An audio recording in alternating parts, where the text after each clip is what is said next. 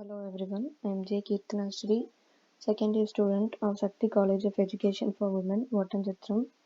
I am here to present you an educational video on the following topic. Hello all, இந்த வீடியோவில் வந்து B.Ed second இயரோட subject assessment for learning அதோட unit 1 basis of assessment அதை வந்து நம்ம revise பண்ண போகிறோம். இந்த வீடியோ வந்து பைலிங்குவல் மெத்தடில் டீச் பண்ணுறோம், ஏன்னா ஸ்டூடெண்ட்ஸோட அண்டர்ஸ்டாண்டிங்காகவும் அதே மாதிரி கொஷின் ஆன்சர் மாடலில் வந்து இந்த வீடியோ இருக்கும், எக்ஸாம் பர்பஸ்க்கு ஹெல்ப்பாக இருக்கும் அப்படின்றதுக்காக. இப்போ ஃபர்ஸ்ட் கொஷின் அப்படின்னு பார்த்தீங்கன்னா,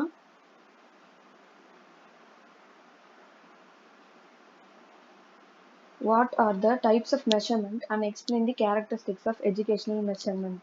இதில் இன்ட்ரடக்ஷனில் வந்து நம்ம என்ன எழுதணும் அப்படின்னா, meaning and definition of measurement எழுதணும். மெஷர்மெண்ட் அப்படின்னா ஃபிசிக்கல் கேரக்டர்ஸை வந்து நம்ம மெஷர் பண்ணுறது பேர் தான் மெஷர்மெண்ட். இதை வந்து இதுக்கு எக்ஸாம்பிள்ஸாக என்ன சொல்லலாம் அப்படின்னா, height, weight, intelligence, age etcetera.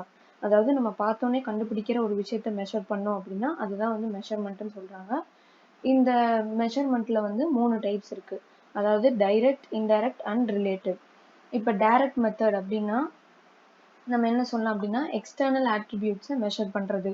External attributes அப்படின்னா நம்மளால் விஷுவலாக வந்து அதை பார்க்க முடியும், அதை வந்து நம்ம மெஷர் பண்ணுறோம் அப்படின்னா அது வந்து டைரக்ட் மெஷர்மெண்ட்.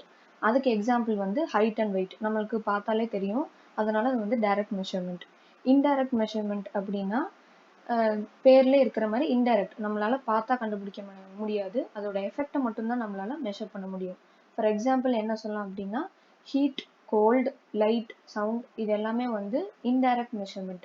இப்போ வந்து ஹீட்டை வந்து நம்ம டெம்பரேச்சரில் மெஷர் பண்ணுவோம், இப்போ கோல்டும் அதே மாதிரி டெம்பரேச்சர், இதை வச்சு நம்ம இப்போ கோல்டோ ஹீட்டோ, இப்போ ஹீட் இஸ் காஸ்ட் பை சன்னு தான் வந்து ப்ரொடியூஸ் பண்ணுது, ஆனால் அதோட எஃபெக்ட் வந்து ஹீட்டாக தெரியுது. ஸோ நம்ம வந்து அந்த எஃபெக்டை மட்டும்தான் மெஷர் பண்ணுறோம், அது வந்து இன்டைரக்ட் மெஷர்மெண்ட். ரிலேட்டிவ் மெஷர்மெண்ட் அப்படின்னா relation between 1 and 2. For example இதுக்கு என்ன சொல்லலாம் அப்படின்னா, ஐக்யூ சொல்லலாம். ஒரு பர்சனோட ஐக்யூ வந்து நம்ம எப்படி டிசைட் பண்ணுறோம் அப்படின்னா, 2 பேரை கம்பேர் பண்ணி தான் டிசைட் பண்ணுறோம். ஒரு ஸ்டாண்டர்ட் ஐக்யூக்கு வந்து நம்ம வரணும். இப்போ ஹியூமன் பீயிங்ஸுக்கு 110 அபவ் வந்து நார்மல் ஐக்யூ அப்படின்னா, அந்த 110 எப்படி கண்டுபிடிக்கிறாங்க, நிறைய பர்சனோட ரிலேஷன்ஷிப்பை பார்த்து தான் வந்து கண்டுபிடிக்கிறாங்க. ஒருத்தருக்கு வந்து எவ்வளோ இருக்குது, இன்னொருத்தருக்கு எவ்வளோ இருக்குது, ஒரு ஆவரேஜ் பர்சனுக்கு எவ்வளோ இருக்கணும் அப்படின்றத வந்து கம்பேர் பண்ணால் தான் தெரியும். அதுதான் வந்து ரிலேட்டிவ் மெஷர்மெண்ட். இப்போ இந்த மெஷர்மெண்ட்டோட மீனிங் வந்து என்ன சொல்லலாம் அப்படின்னா, அசஸிங் த ஃபிசிக்கல் கேரக்டர்ஸ் அப்படின்னு சொல்லலாம். அதே மாதிரி டெஃபினேஷனில் வந்து ஜேம்ஸ் எம் பிராட்ஃபீல்ட் அவர் வந்து என்ன சொல்கிறாரு அப்படின்னா, measurement is numerical values, giving numerical values to objects, persons R events according to the certain rules. ஒரு சர்டைன் ரூல்ஸ் படி ஒரு ஆப்ஜெக்ட்டுக்கோ பர்சனுக்கோ நம்ம கொடுக்குற நியூமரிக்கல் வேல்யூ தான் மெஷர்மெண்ட் அப்படின்னு சொல்லி ஜேம்ஸ் எம் பிராட்ஃபீல்ட் சொல்கிறாரு. இதுதான் வந்து meaning and definition of measurement. அப்புறம் டைப்ஸ் ஆஃப் மெஷர்மெண்ட். அடுத்து வந்து கேரக்டரிஸ்டிக்ஸ் ஆஃப் எஜுகேஷனல் மெஷர்மெண்ட். இதில் வந்து என்ன பண்ணலாம் அப்படின்னா, 4 பிரிக்கிறாங்க. இதில் வந்து என்ன அப்படின்னா, no definite, zero measure, units are not of equal interval, they measure only the expressed traits, attributes are not directly measured. அப்புறம் லாஸ்ட் பாயிண்ட் வந்து it is a means and not an end in itself. இப்போ இது வந்து 5 major point educational மெஷர்மெண்ட்ல. First one வந்து no definite zero. இப்போ இது என்ன சொல்றாங்க அப்படின்னா, getting zero does not mean they are not intelligent. இப்போ ஒரு ஸ்டூடெண்ட் வந்து ஒரு எக்ஸாம்ல வந்து ஃபெயில் மார்க்ஸ் வாங்கிட்டாங்க அப்படின்னா அந்த சப்ஜெக்ட்லேயே அவங்க வந்து இன்டெலிஜென்ட் கிடையாது அப்படின்னு இல்லை, எக்ஸ்டர்னல் ஃபேக்டர்ஸ்னால கூட அவங்க வந்து அந்த எக்ஸாமில் நல்லா பெர்ஃபார்ம் பண்ண முடியாமல் போயிருந்துருக்கலாம். ஸோ ஒரு ஸ்டூடெண்ட் வந்து ஒரு மார்க் கம்மி இல்லைன்னா ஜீரோ வாங்கிட்டாங்க அப்படின்னா அவங்க வந்து அந்த சப்ஜெக்டில் இன்டெலிஜென்ட் இல்லை அப்படின்னு சொல்லி வைக்கக்கூடாது அப்படின்றாங்க. இதுதான் வந்து எஜுகேஷனல் மெஷர்மெண்ட்டோட ஃபர்ஸ்ட் பாயிண்ட். அடுத்து வந்து unit or not of equal interval. இது என்ன சொல்லலாம் அப்படின்னா, ஒரு ஸ்டூடெண்ட் எக்ஸாம்பிளாக எடுத்துக்கிட்டு நிறைய எக்ஸாம்ஸை எடுத்துக்கலாம்.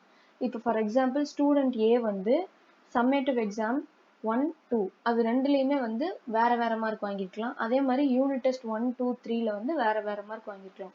ஒரு ஸ்டூடெண்ட் ஒரே சப்ஜெக்டை நிறைய டெஸ்ட்ல பலவிதமான மார்க் வாங்கியிருக்கலாம். அதே மாதிரி நிறைய ஸ்டூடெண்ட்ஸ் ஒரே சப்ஜெக்ட்ல வேற வேற மார்க் வாங்கியிருக்கலாம். ஃபார் எக்ஸாம்பிள் யூனிட் டெஸ்ட் 1ல வந்து எல்லாருமே ஒரே மார்க் வாங்க முடியாது, ஒவ்வொரு ஸ்டூடெண்டோட யூனிட் வந்து டிஃபர் ஆகும் அப்படின்னு சொல்றாங்க.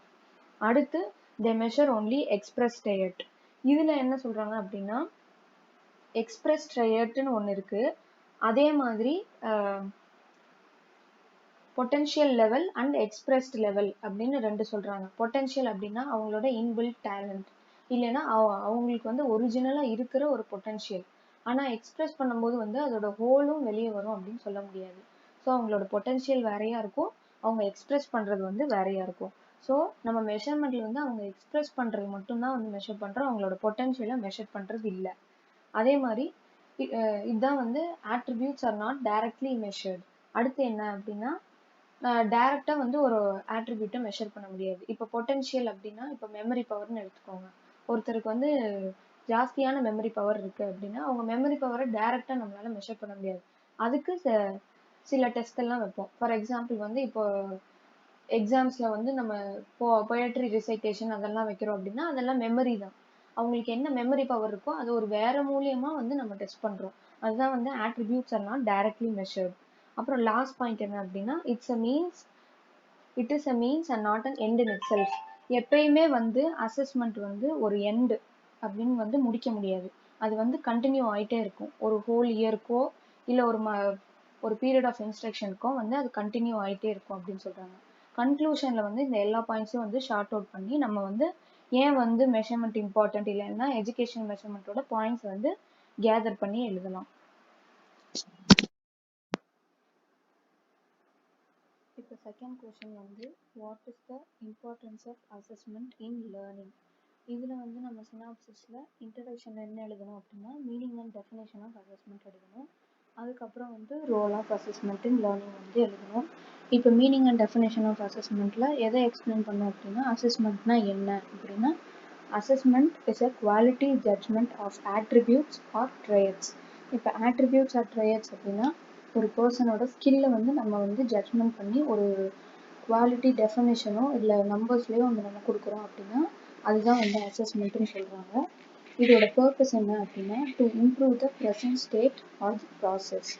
ப்ரெசன்ட் ஸ்டேட் இப்போ நான் வந்து இன்னைக்கு 5 மார்க்ஸ் எடுக்கிறேன் அப்படின்னா அசஸ்மெண்ட் மூலமாக என்னோட ஸ்டடீஸையும் என்னோட லேர்னிங் அவுட்கம்ஸையும் வந்து இம்ப்ரூவ் பண்ணணும். அதுதான் வந்து ஒரு அசஸ்மெண்ட்டோட மெயின் பர்பஸ் அப்படின்னு சொல்கிறாங்க. அடுத்தது role of assessment in learning.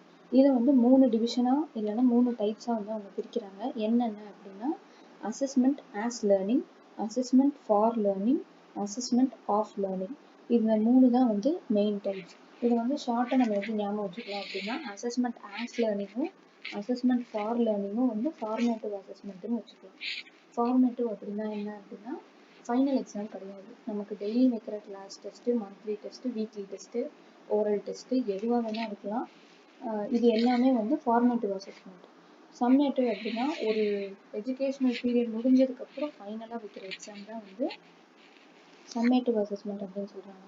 First 2 வந்து formative, last assessment of learning மட்டும் வந்து சம்மேட்டிவ் அசஸ்மெண்ட்டாக நம்ம வந்து ஞாபகம் வச்சுக்கலாம். இப்போ first one assessment as learning. இது வந்து என்ன அப்படின்னா ஃபார்மேட்டிவ் அசஸ்மெண்ட் அப்படின்னு நான் சொல்லிட்டேன். இதில் மெயினாக என்ன பண்ணுவோம் அப்படின்னா செல்ஃப் அசஸ்மெண்ட். ஸ்டூடெண்ட்ஸ் வந்து அவங்களே வந்து அசஸ் பண்ணிக்கிட்டா அது வந்து அசஸ்மெண்ட் ஆஸ் லேர்னிங் அப்படின்னு வந்து சொல்லலாம். இது எதுக்காக பண்ணுறாங்க அப்படின்னா அவங்களோட லெவலை வந்து அவங்களே தெரிஞ்சுப்பாங்க ஸ்டூடெண்ட்ஸ், அதுக்காக தான் மெயினாக பண்ணுறாங்க. அதே மாதிரி அவங்க அட்ஜஸ்ட்டும் பண்ணிக்கலாம் இல்லைன்னா அட்வான்ஸ் பண்ணிக்கலாம். ஒன்று நான் பண்ணுறது வந்து சரியில்லை அப்படின்னு தெரிஞ்சதுன்னா எப்படி அட்ஜஸ்ட் பண்ணணுமோ அதை வந்து கரெக்டாக அட்ஜஸ்ட் பண்ணிக்கலாம். இல்லை நான் நினச்சதை விட நல்லா ப்ரிப்பேர் பண்ணி நான் வந்து எக்ஸாம் எழுதியிருக்கேன் அப்படின்னு அவங்க ஃபீல் பண்ணாங்க அப்படின்னா அதை விட இம்ப்ரூவ் பண்ணுறதுக்கு என்ன பண்ணலாம் அப்படின்னு சொல்லி இந்த செல்ஃப் அசஸ்மெண்ட் வந்து அவங்களுக்கு வந்து ஹெல்ப்பாக இருக்கும். அடுத்து வந்து அசஸ்மெண்ட் ஃபார் லேர்னிங். இதுவும் வந்து ஒரு ஃபார்மேட்டிவ் டைப் அசஸ்மெண்ட் தான். இதில் வந்து என்ன அப்படின்னா டீச்சர்ஸும் ஒரு மெயின் ரோல் வந்து ப்ளே பண்ணுவாங்க. என்ன அப்படின்னா சீக்கிங் அண்ட் இன்டர்பிரட்டிங் எவிடன்ஸ். இந்த அசஸ்மெண்ட் ஃபார் லேர்னிங்க்கு வந்து எவிடன்ஸ் வேணும். இந்த எவிடன்ஸ் என்ன அப்படின்னா ஃபீட்பேக். இந்த டீச்சர்ஸோ இல்லை வந்து நம்மளோட ஃப்ரெண்ட்ஸோ பியர் குரூப்ஸோ வந்து நமக்கு கான்ஸ்டண்ட்டாக வந்து ஒரு ஃபீட்பேக் கொடுத்துட்டே இருப்பாங்க. அது மூலமாக வந்து நம்மளே இம்ப்ரூவ் பண்ணிக்கிறோம் இல்லைன்னா நம்மளோட மெத்தடாலஜிஸை வந்து சேஞ்ச் பண்ணுறோம் அப்படின்னா இது வந்து அசஸ்மெண்ட் ஃபார் லேர்னிங். இதுவும் வந்து நம்மளோட மிஸ்டேக்ஸை தெரிஞ்சுக்கிறதுக்காகவும் நம்ம இனிமேல் அதை எப்படி பண்ணாமல் இருக்கணும் அப்படின்றது தெரிஞ்சுக்கிறதுக்காகவும் இந்த அசஸ்மெண்ட் வந்து ஹெல்ப்ஃபுல்லாக இருக்கும். தேர்ட் ஒன் வந்து அசஸ்மெண்ட் ஆஃப் லேர்னிங். இதை வந்து சம்மேட்டிவ் அசஸ்மெண்ட் அப்படின்னு சொல்லலாம், அதாவது ஃபைனல் அசஸ்மெண்ட். இதில் வந்து நம்ம என்ன பண்ணுறோம் அப்படின்னா ஒரு டாஸ்க்கை வந்து மெயினாக வச்சுக்கிறோம். அந்த டாஸ்க் மூலமாக நம்ம வந்து ஸ்டூடெண்ட்ஸை அசஸ் பண்ணுறோம். அந்த டாஸ்க் என்ன அப்படின்னு பார்த்தோம்னா இப்போ வந்து ஃபார்மேட்டிவ் அதாவது சம்மேட்டிவ் அசஸ்மெண்ட் அப்படின்னா இப்போ வந்து ஆனுவல் எக்ஸாம்ஸ் இதுதான் வந்து சம்மேட்டிவாக வந்து நம்ம மெயினாக எடுத்துப்போம். இப்போ ஃபைனல் எக்ஸாம்ஸில் வந்து நம்ம எப்படி ப்ரிப்பேர் பண்ணுறோமோ அதுதான் வந்து மெயின் எவிடன்ஸாக வந்து இந்த அசஸ்மெண்ட் ஆஃப் லேர்னிங்கில் வந்து இருக்கும். இது வந்து எதுக்கு ஹெல்ப் பண்ணுது அப்படின்னா, எந்த ஸ்டூடெண்ட்ஸை வந்து டீடைன் பண்ணணும், எந்த ஸ்டூடெண்ட்ஸை வந்து அடுத்த கிளாஸுக்கு ப்ரொமோட் பண்ணணும் அப்படின்றதுக்கு வந்து ஒரு பேஸ்மெண்ட்டாக இது வந்து இருக்கும். இது வந்து கடைசி அசஸ்மெண்ட் கிடையாது. அதாவது அவங்க ஃபெயில் ஆகி அதே கிளாஸில் படித்தா அவங்க வந்து முட்டாள் கிடையாது. ஆனாலும் இது வந்து ஒரு அசஸ்மெண்ட்டுக்கான ஒரு லெவலாக வந்து நம்ம வச்சுக்கலாம். இதுதான் வந்து 3 டைப்ஸ். இதில் வந்து டீச்சர்ஸோட ரோல் என்ன அப்படின்னு சொல்லி பார்க்கலாம். Teachers role in assessment as learning. இதில் வந்து என்ன அப்படின்னா,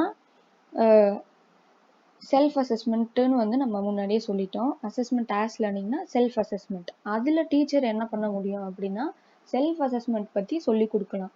அதாவது நீங்கள் வந்து உங்களை இப்படி தான் அசஸ் பண்ணிக்கணும், உங்களே வந்து நீங்கள் வந்து தாழ்மையாக நினச்சிக்க கூடாது, அதே மாதிரி உங்களை நீங்களே அசஸ் பண்ணிக்கிட்டா என்னென்ன வந்து அவுட்கம்ஸ் கிடைக்கும், உங்களை நீங்களே எப்படி இம்ப்ரூவ் பண்ணிக்கலாம்னு தெரிஞ்சுக்குவீங்க அப்படின்னு சொல்லி அந்த டீச்சர்ஸ் வந்து எடுத்து சொல்லணும்.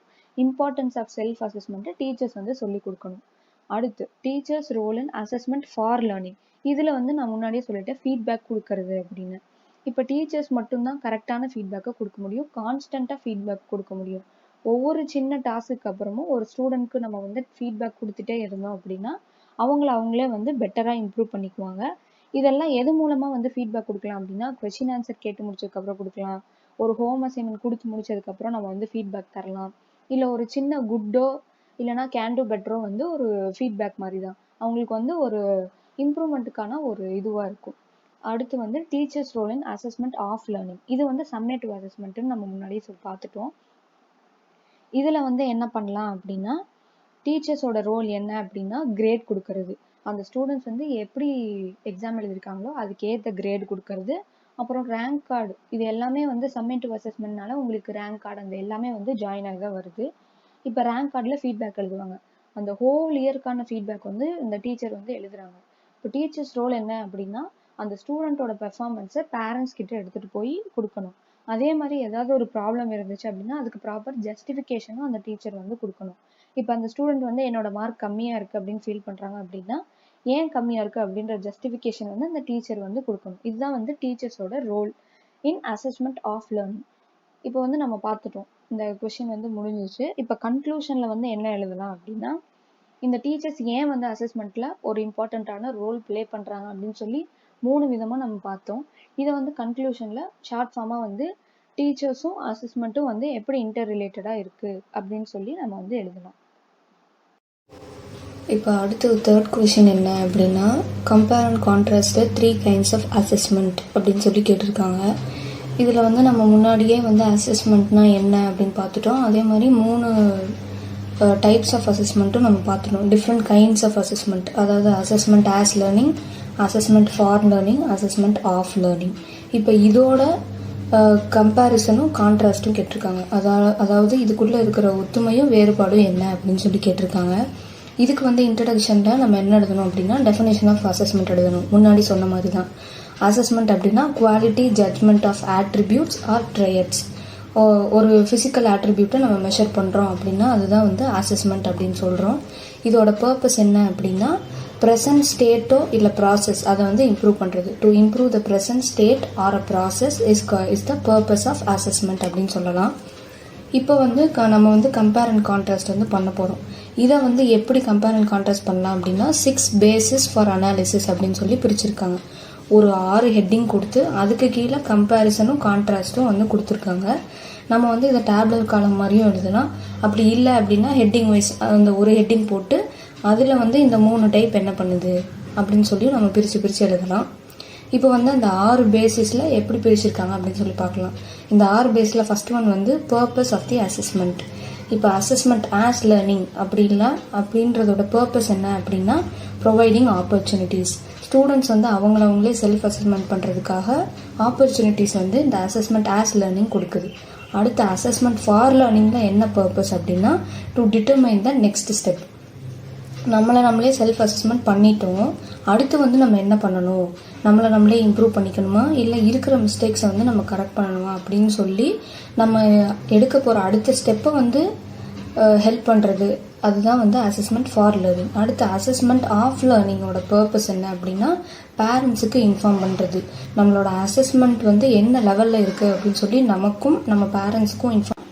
அடுத்த பேசிஸ் வந்து வாட் ஆர் அசஸ்ட். இப்போ ஃபஸ்ட்டு வந்து என்ன ப்ராசஸ், என்ன பர்பஸ் அப்படின்னு சொல்லி பார்த்தோம். அடுத்து வந்து எதை வந்து நம்ம அசஸ் பண்ண போகிறோம் அப்படின்னா அசஸ்மெண்ட் ஆஸ் லேர்னிங்கில் வந்து எதை அசஸ் பண்ணுறோம், ஸ்டூடெண்ட்ஸோட லேர்னிங் ஸ்ட்ராட்டஜிஸ், ஸ்டூடெண்ட்ஸோட லேர்னிங் மெக்கானிசம், அப்புறம் ஸ்டூடெண்ட்ஸோட லேர்னிங் அவுட்கம்.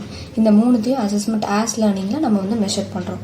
அடுத்து அசஸ்மெண்ட் ஃபார் லேர்னிங்கில் என்ன நம்ம அசஸ் பண்ணுறோம் அப்படின்னா லேர்னிங் நீட்ஸ் அண்ட் அவுட்கம்ஸ். இப்போ வந்து எது மாதிரி சொல்லி கொடுத்தா ஸ்டூடெண்ட்ஸுக்கு புரியும், அதாவது இப்படி சொல்லி கொடுத்தா என்ன அவுட்கம் வரும், அந்த 2 விஷயத்த வந்து அசஸ்மெண்ட் ஃபார் லேர்னிங்கில் நம்ம வந்து கற்றுக்குறோம். அடுத்து அசஸ்மெண்ட் ஆஃப் லேர்னிங். இதில் வந்து நம்ம என்ன அசஸ் பண்ணுறோம் அப்படின்னா அப்ளிகேஷன் ஆஃப் ஸ்கில்ஸ். நம்ம அந்த வருஷம் ஃபுல்லாக நம்ம என்ன கற்றுக்கிட்டோம் அப்படின்றத அப்ளை பண்ணுறது தான் வந்து சம்மேட்டிவ் அசஸ்மெண்ட். ஸோ நம்மளுடைய அப்ளிகேஷன் ஸ்கில்ஸை வந்து அசஸ்மெண்ட் ஆஃப் லேர்னிங்கில் நம்ம வந்து எப்படி இருக்குது அப்படின்னு சொல்லி பார்ப்போம். அடுத்து தேர்ட் ஒன் வந்து அசஸிங் மெத்தட்ஸ். இப்போ வந்து நம்ம பர்பஸ் பார்த்துட்டோம், என்ன அசஸ் பண்ணுறோம் அப்படின்னு பார்த்துட்டோம். இப்போ என்ன மெத்தட்ஸ்லாம் யூஸ் பண்ணி நம்ம அசஸ் பண்ணுறோம் அப்படின்னு சொல்லி பார்க்கணும். இப்போ அசஸ்மெண்ட் ஆஸ் லேர்னிங்கில் நம்ம என்ன மெத்தட் யூஸ் பண்ணுறோம் அப்படின்னா மெட்டா காக்னிட்டிவ் மெத்தட் அப்படின்னு வந்து சொல்கிறாங்க. இது என்ன அப்படின்னா செல்ஃப் அசஸ்மெண்ட்டுன்னு அர்த்தம். மெட்டா காக்னிட்டிவ் அப்படின்னா அவேர் ஆஃப் ஒன் செல்ஃப், அதாவது நமக்கு நம்மளையே தெரியப்படுத்துறதுக்கு பேர் தான் மெட்டா காக்னிட்டிவ். அடுத்து அசஸ்மெண்ட் ஃபார் லேர்னிங்கில் வந்து எந்த மெத்தட் யூஸ் பண்ணுறாங்க அப்படின்னா ஸ்கில்ஸ் அண்ட் அண்டர்ஸ்டாண்டிங். இது ரெண்டுமே வந்து ஃபார்மேட்டிவ் அசஸ்மெண்ட். அதனால் நமக்கு வந்து இந்த unit test, one word test, board test, இது எல்லாமே வந்து நம்மளோட ஸ்கில்ஸையும் நம்மளோட அண்டர்ஸ்டாண்டிங் பவரையும் வந்து அசஸ் பண்ணுறதா இருக்கும். அடுத்து அசஸ்மெண்ட் ஆஃப் லேர்னிங்கில் வந்து ப்ராடக்ட் ஆஃப் த ப்ராசஸ். நம்ம ப்ராசஸ் அப்படின்னா லேர்னிங் ப்ராசஸ். நம்ம அந்த 1 இயரோ இல்லை குறிப்பிட்ட எஜுகேஷனல் பீரியடோ வந்து நம்ம என்ன படிச்சிருக்கோம் அப்படின்றத நம்ம ப்ராடக்ட் மூலமாக நம்ம வந்து தெரியப்படுத்துவோம். அந்த ப்ராடக்டை அசஸ் பண்ணுறது தான் வந்து அசஸ்மெண்ட் ஆஃப் லேர்னிங். அடுத்து என்ஷூரிங் குவாலிட்டி அசஸ்மெண்ட். இதுதான் வந்து அடுத்த பேசிஸ். இப்போ இந்த என்ஷூரிங் குவாலிட்டி அசஸ்மெண்ட் அப்படின்னா நம்ம ஒரு அசஸ்மெண்ட் பண்ணுறோம் அப்படின்னா அது வந்து ஆக்சுவலாக வேலிடாக இருக்கணும். இந்த 3துலேயும் வந்து எது வேலிட் அப்படின்னு சொல்லி நம்ம பார்க்கலாம். அடுத்து அசஸ்மெண்ட் ஆஸ் லேர்னிங்கில் என்ன குவாலிட்டி அசஸ்மெண்ட் இருக்கணும் அப்படின்னா செல்ஃப் மானிட்டரிங் அண்ட் அட்ஜஸ்ட்மெண்ட் இருக்கணும். செல்ஃப் மானிட்டரிங் அப்படின்னா நம்மளே வந்து மானிட்டர் பண்ணிக்கணும், அப்புறம் அட்ஜஸ்ட் பண்ணிக்கணும். நம்மளோட டீச்சிங்க்கும் நம்மளோட லேர்னிங்க்கும் ஏற்ற மாதிரி நம்மளோட அவுட்கம் வந்து அட்ஜஸ்ட் பண்ணணும். அடுத்து வந்து ரெக்கார்ட் ஆஃப் தேர் லேர்னிங். நம்ம ஃபஸ்ட் யூனிட் டெஸ்ட்டில் எவ்வளோ மார்க் எடுத்திருக்கோம், செகண்ட் யூனிட் டெஸ்ட்டில் எவ்வளோ மார்க் எடுத்திருக்கோம் அப்படின்றத ரெக்கார்ட் பண்ணி நம்மளோட செல்ஃப் அசஸ்மெண்ட்டை ஸ்டேபிளாக கொண்டு போயிட்டே இருக்கணும். அடுத்து அசஸ்மெண்ட் ஃபார் லேர்னிங். இதில் வந்து என்ன குவாலிட்டி இருக்கணும் அப்படின்னா அப்சர்வேஷன்ஸ் இருக்கணும், ஃபீட்பேக் இருக்கணும், அப்புறம் அந்த ஃபீட்பேக்குக்கு ஜஸ்டிஃபிகேஷனும் இருக்கணும். அப்சர்வேஷன் அப்படின்னா இது வந்து டீச்சரோ இல்லை பியர் ஸ்டூடெண்ட்ஸோ வந்து ஒரு ஸ்டூடெண்ட்டை அப்சர்வ் பண்ணுறது. அப்புறம் ஃபீட்பேக். இந்த 2த்துக்குமே வந்து ஆக்சுவலாக ஒரு ஜஸ்டிஃபிகேஷன் இருக்கணும். இப்போ நான் வந்து என்னோட ஒரு பியர் ஸ்டூடெண்ட்டுக்கு வந்து நீங்கள் பண்ணது வந்து ஓகேவாக தான் இருந்துச்சு, அவ்வளோ பெட்டராக இல்லை அப்படின்னு நான் சொல்கிறேன்னா நான் ஏன் சொல்கிறேன் அப்படின்றதுக்கான ஜஸ்டிஃபிகேஷனும் நான் கொடுக்கணும். இதுதான் வந்து ஒரு குவாலிட்டி அசஸ்மெண்ட்டாக இருக்கும். ஏனோ தானோன்னு ஒரு அசஸ்மெண்ட்டுக்கு வந்து நம்ம ஜஸ்டிஃபிகேஷன் கொடுக்கக்கூடாது, ஒரு வேலிட் ரீசனோட ஒரு ஜஸ்டிஃபிகேஷன் கொடுக்குறோம். அடுத்து வந்து அசஸ்மெண்ட் ஆஃப் லேர்னிங். இதில் என்ன இருக்கணும் அப்படின்னா fairness of judgment and reporting. இப்போ இது வந்து சம்மேட்டிவ் அசஸ்மெண்ட்னால இது வந்து நம்ம பேரண்ட்ஸ்க்கும் இன்ஃபார்ம் பண்ணுவோம். ஸோ கண்டிப்பாக அது வந்து ஃபேராக இருக்கணும். அன்ஃபேர் அப்படின்னா இப்போ பார்ஷியாலிட்டி இருக்கிறது இல்லை பயஸ்டாக இருக்கிறது அந்த மாதிரி எதுவும் இல்லாமல் எல்லா ஸ்டூடெண்ட்டுக்கும் அவங்களுக்கான ஸ்கில்ஸுக்கு ஏற்ற மாதிரி மார்க்ஸ் கொடுத்து ஜட்ஜ்மெண்ட் கொடுத்து அதை வந்து ரிப்போர்ட் பண்ணணும். அடுத்து 5th ஒன் என்ன அப்படின்னா யூஸிங் த இன்ஃபர்மேஷன் அப்டெயின்ட். நமக்கு கிடைச்ச இந்த அசஸ்மெண்ட் மூலமாக கிடைச்ச இன்ஃபர்மேஷனை எப்படிலாம் இந்த 3 கைண்ட்ஸ் ஆஃப் அசஸ்மெண்ட்டுக்கு நம்ம யூஸ் பண்ணுறோம் அப்படின்னு சொல்லி பார்க்கலாம். ஃபர்ஸ்ட் ஒன் வந்து அசஸ்மெண்ட் ஆஸ் லேர்னிங். இதில் வந்து நம்ம இன்ஃபர்மேஷனை எதுக்காக யூஸ் பண்ணுறோம் அப்படின்னா providing feedback and focusing on the task. இப்போ நமக்கு வந்து ஒரு அவுட்கம் கிடச்சிருச்சு செல்ஃப் அசஸ்மெண்ட் மூலமாக. இப்போ அதை வச்சு நம்ம என்ன பண்ணணும், நமக்கு நம்மளே ஃபீட்பேக் கொடுத்துக்கணும். அப்புறம் எந்த மாதிரி டாஸ்க்லாம் நம்ம ஃபோக்கஸ் இருக்கணும் அப்படின்னு சொல்லி நமக்கு நம்மளே தெரியப்படுத்திக்கணும். அதே மாதிரி பேரண்ட்ஸ்க்கும் இதை இன்ஃபார்ம் பண்ணணும்.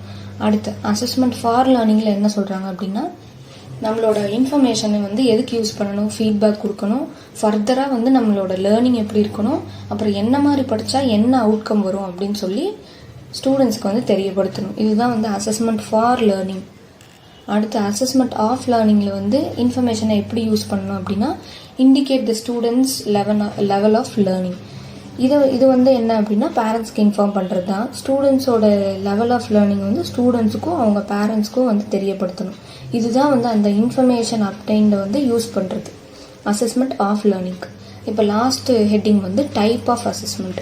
இப்போ இதில் வந்து இந்த 3 அசஸ்மெண்ட்டும் இருக்குது. இது என்னென்ன டைப்ஸ் அப்படின்னா அசஸ்மெண்ட் ஆஸ் லேர்னிங் வந்து ஃபார்மேட்டிவ் டைப்பு தான். இது வந்து எதுக்கு யூஸ் பண்ணுறாங்க அப்படின்னா ப்ரொமோட்டிங் செல்ஃப் லேர்னிங். என்ன தான் வந்து டீச்சர் வந்து ஸ்டூடெண்ட்ஸுக்கு சொல்லி கொடுத்தாலும் பர்சனல் இன்ட்ரெஸ்ட்டும் பர்சனல் செல்ஃப் லேர்னிங் ஸ்கில்ஸும் இல்லைன்னா வந்து எந்த ஸ்டூடெண்ட்டாலையும் ஷைன் பண்ண முடியாது. அதுதான் வந்து அசஸ்மெண்ட் ஆஸ் லேர்னிங். இப்போ அசஸ்மெண்ட் ஃபார் லேர்னிங் இது வந்து formative and diagnostic type of assessment. இது ஏன் வந்து டயக்னாஸ்டிக்னு சொல்கிறாங்க அப்படின்னா ஃபார்மேட்டிவ் டைப் அப்படின்னா நம்ம வந்து செல்ஃப் லேர்னிங்லேயே போயிடுது. அடுத்து டயக்னாஸ்டிக் அப்படின்னா நம்மளோட தப்பு என்னன்னு கண்டுபிடிச்சி அதை எப்படி ரெக்டிஃபை பண்ணலாம் அப்படின்னு சொல்லி இந்த அசஸ்மெண்ட் ஃபார் லேர்னிங்கில் வந்து நம்ம கற்றுக்குவோம். அடுத்து அசஸ்மெண்ட் ஆஃப் லேர்னிங் அப்படின்னா சம்மேட்டிவ் அசஸ்மெண்ட். இதுதான் வந்து ஃபைனல் டெஸ்ட். இப்போ ஆனுவல் எக்ஸாம், குவார்ட்டர்லி எக்ஸாம் இதெல்லாம் வந்து ஒரு குறிப்பிட்ட எஜுகேஷனல் பீரியடுக்கு அப்புறம் வர்ற கடைசி டெஸ்ட். அது வந்து என்ன பண்ணுவோம் அப்படின்னா நம்மளோட ஃபைனல் அவுட்கம்மை மட்டும்தான் வந்து அசஸ் பண்ணுவோம். அதே மாதிரி நம்ம பேரண்ட்ஸ்க்கு இன்ஃபார்ம் பண்ணுவோம். இதுதான் வந்து type of assessment. Assessment as லேர்னிங்கும் ஃபார் லேர்னிங்கும் வந்து formative type, assessment of learning வந்து சம்மேட்டிவ் டைப்.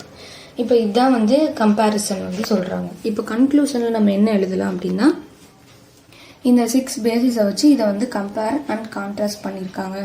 இது வந்து இந்த டைப் ஆஃப் அசஸ்மெண்ட் அப்படின்னு சொல்லி நம்ம கன்க்ளூஷனில் எழுதி முடிக்கலாம். இதுதான் வந்து 3rd கொஷினோட எண்டிங். இப்போ நெக்ஸ்ட்டு வந்து 4th கொஷின் போகலாம். 4th கொஷின் வந்து explain the types of assessment and their differences அப்படின்னு சொல்லி கேட்டிருக்காங்க. இப்போ நம்ம முன்னாடி பார்த்தது வந்து கைண்ட்ஸ் ஆஃப் அசஸ்மெண்ட், இது வந்து டைப்ஸ் ஆஃப் அசஸ்மெண்ட்.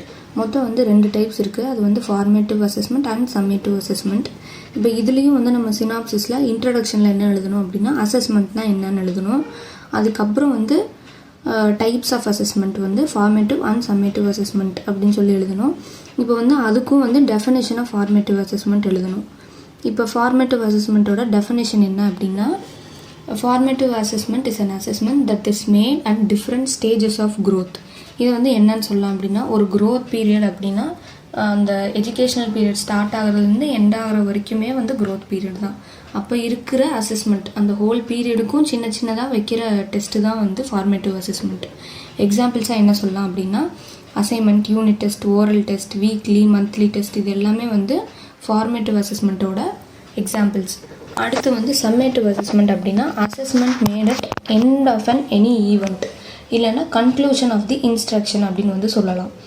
இன்ஸ்ட்ரக்ஷன் அப்படின்னா இப்போ நம்ம ஒரு 1 இயர் படிக்கிறோம். இப்போ 6th ஸ்டாண்டர்ட் படிக்கிறாங்க அப்படின்னா அது வந்து 1 இயர் ஆஃப் இன்ஸ்ட்ரக்ஷன். அந்த எண்ட் ஆஃப் இன்ஸ்ட்ரக்ஷனில் நம்ம வைக்கிற எக்ஸாம் தான் வந்து சம்மேட்டிவ் அசஸ்மெண்ட். இது வந்து நம்ம என்ன சொல்லலாம் அப்படின்னா ஆனுவல் எக்ஸாம் வந்து எக்ஸாம்பிளாக சொல்லலாம். இப்போ இதுதான் வந்து definition of formative assessment, definition of summative assessment. இப்போ வந்து நம்ம difference between formative and summative assessment பற்றி பார்க்கலாம். இப்போ இதையும் வந்து நீங்கள் டேப்லெட் காலம் மாதிரி எழுதலாம். இப்போ இதில் வந்து ஃபார்மேட்டிவ் அசஸ்மெண்ட் அப்படின்னா it is ton using test, சின்ன டெஸ்ட், அதாவது ஓரல் டெஸ்ட், அசைன்மெண்ட், குட்டி டெஸ்ட் எல்லாமே வந்து ஃபார்மேட்டிவ் அசஸ்மெண்ட். இதை வந்து டெஸ்ட்டுன்னு தான் நம்ம சொல்லணும், சின்ன டெஸ்ட். இப்போ சம்மேட்டிவ் அசஸ்மெண்ட் அப்படின்னா எக்ஸாம்ஸ், நம்ம வந்து ஒரு 100 மார்க்ஸுக்கு வச்சு அவங்கள எவால்வேட் பண்ணுறது வந்து சம்மேட்டிவ் அசஸ்மெண்ட். ஃபார்மேட்டிவ்னா டெஸ்ட்டு, சம்மேட்டிவ்னா எக்ஸாம். அடுத்து இப்போ ஃபார்மேட்டிவ் அப்படின்னா it is done during the period of instruction. அதாவது நான் வந்து 6th ஸ்டாண்டர்டுக்கு நடத்திட்டு இருக்கேன், ஒரு டீச்சராக நடத்துகிறேன் அப்படின்னா அதோட ஸ்டார்டிங்லேருந்து எண்டிங் வரைக்கும் நான் கொடுக்குற சின்ன டெஸ்ட் எல்லாமே வந்து ஃபார்மேட்டிவ் அசஸ்மெண்ட்டில் போயிடும். சம்மேட்டிவ் அசஸ்மெண்ட்னால் நான் கடைசியாக வைக்கிற அந்த ஒரே ஒரு டெஸ்ட்டு மட்டும்தான் என்னோடய சம்மேட்டிவ் டெஸ்ட்டுக்குள்ளே வரும். அடுத்து ஃபார்மேட்டிவ் அசஸ்மெண்ட்டோட கண்டென்ட் வந்து எப்படி இருக்குன்னா சின்னதாக இருக்கும். இப்போ நான் இன்றைக்கி கிளாஸ் வந்து ஒரு 45 மினிட்ஸ் எடுக்கிறேன் அப்படின்னா அதோட எண்டில் நான் வைக்கிற அந்த 5 மினிட்ஸ் டெஸ்ட் வந்து ஃபார்மேட்டிவ் அசஸ்மெண்ட். அந்த 45 மினிட்ஸ் நான் எடுத்த கண்டென்ட் மட்டும்தான் எனக்கு வந்து ஃபார்மேட்டிவ் அசஸ்மெண்ட்டுக்காக வரும். அப்போ அந்த கண்டென்ட் ஏரியா வந்து கம்மியாக இருக்கும். சம்மேட்டிவ் அசஸ்மெண்ட்டில் வந்து நான் ஃபுல் போர்ஷன் தான் வைப்பேன், ஏன்னா அதை வந்து annual exam. So content area வந்து ஜாஸ்தியாக இருக்குது. அடுத்து ஃபார்மேட்டிவ் அசஸ்மெண்ட்டில் வந்து என்ன இருக்கும் அப்படின்னா டயக்னாஸ்டிக் டெஸ்டிங் இருக்கும். இப்போ நான் ஒரு கிளாஸ் நடத்தி முடிச்சிட்டேன், இல்லைனா ஒரே ஒரு லெசன் நடத்தி முடிச்சிட்டேன், நான் வந்து ஒரு யூனிட் டெஸ்ட் வைக்கிறேன் அப்படின்னா எனக்கு என்ன தெரியும் அதில்னா எந்த ஸ்டூடெண்ட் எந்த டாப்பிக்கில் வந்து வீக்காக இருக்காங்க அப்படின்னு சொல்லி எனக்கு தெரிய வரும். இது வந்து டயக்னாஸ்டிக் டெஸ்ட் மாதிரி. எனக்கு வந்து எந்த ஸ்டூடெண்ட் நல்லா படிக்கிறாங்க, நல்லா படிக்கல, யாருக்கு எந்த டாபிக் வந்து கஷ்டமாக இருக்குது, ஈஸியாக இருக்குதுன்னு எனக்கு தெரியும். இப்போ சம்மேட்டிவ் டெஸ்ட் வந்து எதுக்கு யூஸ் ஆகும் அப்படின்னா கிரேடிங்க்கு மட்டும்தான் யூஸ் ஆகும். ஃபைனலாக அந்த ஸ்டூடெண்ட்ஸ் வந்து எப்படி வந்து ப்ரிப்பேர் ஆகி எக்ஸாம் எழுதியிருக்காங்க, அவங்களுக்கு வந்து நான் என்ன கிரேடோ இல்லை என்ன மார்க் கொடுக்கலாம், யாரை நெக்ஸ்ட் கிளாஸுக்கு அனுப்பலாம், யாரை டீக்ரேட் பண்ணலாம் அப்படின்னு சொல்லி எனக்கு சம்மேட்டிவ் அசஸ்மெண்ட்டில் தெரிய வரும். அடுத்து ஃபார்மேட்டிவ் அசஸ்மெண்ட்னா they reveal how well the students learn. இப்போ ஃபார்மேட்டிவ் அசஸ்மெண்ட்டில் வந்து எனக்கு அவங்களோட ப்ராசஸ் தெரியும், அவங்களுக்கு வந்து எந்த டாபிக் வீக்காக இருக்குது ஸ்ட்ராங்காக இருக்குது அப்படின்னு சொல்லி எல்லாமே எனக்கு வந்து தெரிய வந்துடும். ஸோ ஸ்டூடெண்ட்ஸை வந்து நம்ம கரெக்டாக வந்து நோட் பண்ணணும், இல்லைனா அவங்களோட ப்ராசஸ் எப்படி இருக்குது அப்படின்னு நம்ம தெரிஞ்சுக்கணும் அப்படின்னா ஃபார்மேட்டிவ் அசஸ்மெண்ட் மட்டும்தான் ஹெல்ப் பண்ணும். சம்மேட்டிவ் அசஸ்மெண்ட் வந்து ஓவரால் அச்சீவ்மெண்ட்டை மட்டும்தான் நமக்கு வந்து கொடுக்கும். ஏன்னா அந்த 1 இயருக்கான ப்ரிப்பரேஷன் அந்த ஒரு எக்ஸாமில் வந்து நம்ம பார்க்க போகிறோம், அது வந்து ஓவரால் அச்சீவ்மெண்ட். ஃபார்மேட்டிவில் மட்டும்தான் நமக்கு அந்த ப்ராசஸ் வந்து எப்படி இருக்குது அப்படின்னு சொல்லி தெரிய வரும். அடுத்து லாஸ்ட் பாயிண்ட்டாக என்ன எழுதலாம் அப்படின்னா formative is a integral part of teaching and learning process. இப்போ வந்து டீச்சிங் அண்ட் லேர்னிங் ப்ராசஸில் வந்து ஒரு இம்பார்ட்டன்ட் பாயிண்ட்டாக வந்து ஃபார்மேட்டிவ் அசஸ்மெண்ட்டை வைக்கிறாங்க. இப்போ எப்படி ஒரு கிளாஸ் ரூமில் வந்து டீச்சிங்கும் இருக்கும் லேர்னிங்கும் இருக்குமோ அதே மாதிரி ஃபார்மேட்டிவ் அசஸ்மெண்ட்டும் இருக்கணும் அப்படின்னு சொல்லி சொல்கிறாங்க. ஏன்னா ஃபார்மேட்டிவ் அசஸ்மெண்ட் இருந்தால் மட்டும்தான் நம்ம வந்து நம்மளோட மிஸ்டேக்ஸை வந்து டயக்னோஸ் பண்ணி அதை வந்து கரெக்ட் பண்ண முடியும். அடுத்து சம்மேட்டிவ் அசஸ்மெண்ட் அப்படின்னா it is the terminal stage of learning. இதை வந்து நம்ம டெர்மினல் ஸ்டேஜ்னு சொல்ல முடியாது, ஒரு எஜுகேஷ்னல் பீரியடோட எண்டு அப்படின்னு வந்து நம்ம சொல்லலாம். ஏன்னா இப்போ 6th ஸ்டாண்டர்ட் முடித்து நம்ம சம்மேட்டிவ் அசஸ்மெண்ட் எழுதி அதுக்கப்புறம் தான் நம்ம வந்து 7th ஸ்டாண்டர்ட் போகிறோம். அது வந்து different type of educational learning. So 6th எண்டிங்கில் வர்றது தான் வந்து சம்மேட்டிவ் அசஸ்மெண்ட் அப்படின்னு வந்து நம்ம சொல்கிறோம். ஸோ அது வந்து டெர்மினல் ஸ்டேஜ்.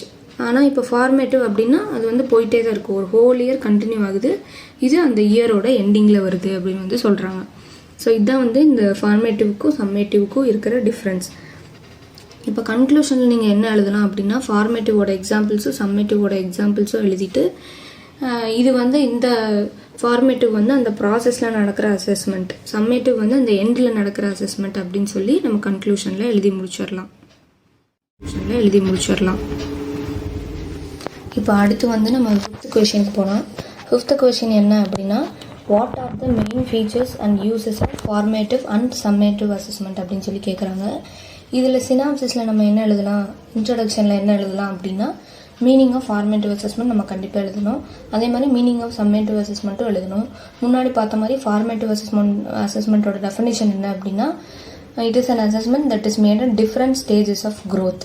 எக்ஸாம்பிள்ஸ் என்ன அப்படின்னா assignment, unit test, oral test, weekly test, monthly test. அடுத்து மீனிங் ஆஃப் சம்மேட்டிவ் அசஸ்மெண்ட்னா என்ன அப்படின்னா it is an assessment that is made at an end of any event or it is an conclusion of the instruction அப்படின்னு வந்து சொல்லலாம். Example வந்து annual exams. இப்போ இதுக்கு அடுத்து வந்து நம்ம ஃபீச்சர்ஸ் வந்து எழுதணும். இப்போ ஃபீச்சர்ஸ் ஆஃப் ஃபார்மேட்டிவ் அசஸ்மெண்ட் என்னென்ன அப்படின்னா it is used for monitoring the students. ஒரு ஸ்டூடெண்ட்டை வந்து நம்ம கவனிக்கணும், அப்சர்வ் பண்ணணும் அப்படின்னா ஃபார்மேட்டிவ் அசஸ்மெண்ட் ஹெல்ப்ஃபுல்லாக இருக்கும். அதே மாதிரி ஃபீட்பேக் கொடுக்கறதுக்கும் அவங்களோட மிஸ்டேக்ஸை ரெக்டிஃபை பண்ணுறதுக்கும் ஃபார்மேட்டிவ் அசஸ்மெண்ட் வந்து ஹெல்ப்ஃபுல்லாக இருக்கும். அடுத்து என்ன மாதிரி கொஸ்டின் இருக்கும் அப்படின்னா 1 word, assignment, weekly test, monthly test, இதெல்லாம் தான் வந்து ஃபார்ம்ஸ் ஆஃப் கொஸ்டின். இப்போ ஃபார்மேட்டிவ் அசஸ்மெண்ட்டோட அவுட்கம் எப்படி இருக்கும் அப்படின்னா அந்த டீச்சர் வந்து எப்படி அந்த அவங்களோட மெத்தட்ஸை வந்து அட்ஜஸ்ட் பண்ணிக்கலாம் அப்படின்னு சொல்லி அவங்களே தெரிஞ்சுக்குவாங்க. இதுதான் வந்து அதோட அவுட்கம். ஏன்னா இப்போ ஃபார்மேட்டிவ் அசஸ்மெண்ட் வந்து ஒரு ப்ராசஸில் நடக்கிறது, அந்த டீச்சருக்கு வந்து தெரிஞ்சிடும். ஃபார்மேட்டிவ் அசஸ்மெண்ட் மூலமாக நம்ம எப்படி சொல்லி கொடுத்தா ஸ்டூடெண்ட்ஸ்க்கு புரியுது அப்படின்னு சொல்லி தெரிஞ்சிடும். அதனால் அந்த டீச்சர்ஸ் வந்து அவங்களோட மெத்தடாலஜிஸை வந்து அலைன் பண்ணிக்கலாம். அப்புறம் வந்து எய்ம் ஆஃப் ஃபார்மேட்டிவ் அசஸ்மெண்ட் வந்து என்ன அப்படின்னா improve the teaching and not the grading. அவங்க இந்த ஸ்டூடெண்ட்ஸோட லேர்னிங்கை மட்டும்தான் வந்து நம்ம வந்து இம்ப்ரூவ் பண்ண முடியுமே தவிர கிரேடிங்கை வந்து ஃபார்மேட்டிவ் அசஸ்மெண்ட்டில் நம்ம எப்பயும் இம்ப்ரூவ் பண்ண முடியாது. ஏன்னா லேர்னிங்கோட அவுட்கம் தான் வந்து கிரேடிங் ஆக்சுவலாக. அடுத்து இப்போ ஃபார்மேட்டிவ் அசஸ்மெண்ட்டில் என்ன சொல்கிறாங்க அப்படின்னா ஸ்டூடெண்ட்டோட லேர்னிங் வந்து எப்படி இருக்குது அப்படின்னு சொல்லி தான் நம்ம ஃபார்மேட்டிவ் அசஸ்மெண்ட்டில் கண்டுபிடிக்க போகிறோம். இப்போ அந்த லேர்னிங் வந்து நல்லா இருக்குது அப்படின்னா நம்ம என்ன பண்ணணும் அப்படின்னா ஃபீட்பேக் கொடுக்கணும். ஃபீட்பேக் கொடுத்து முடிச்சுட்டு திரும்ப வந்து நம்ம டீச்சிங்கை வந்து கண்டினியூ பண்ணலாம். இப்போ ஒரு வேளை நம்ம சொல்லி கொடுக்கறதுக்கு ஏற்ற மாதிரி ஸ்டூடெண்ட்டோட லேர்னிங் இல்லை அப்படின்னா நம்ம என்ன பண்ணணும் அப்படின்னா டயக்னாஸ்டிக் டெஸ்ட்டு கொடுக்கணும். அந்த டெஸ்ட்டுக்கு அப்புறமா வந்து ரெமடியல் டீச்சிங் கொடுக்கணும்.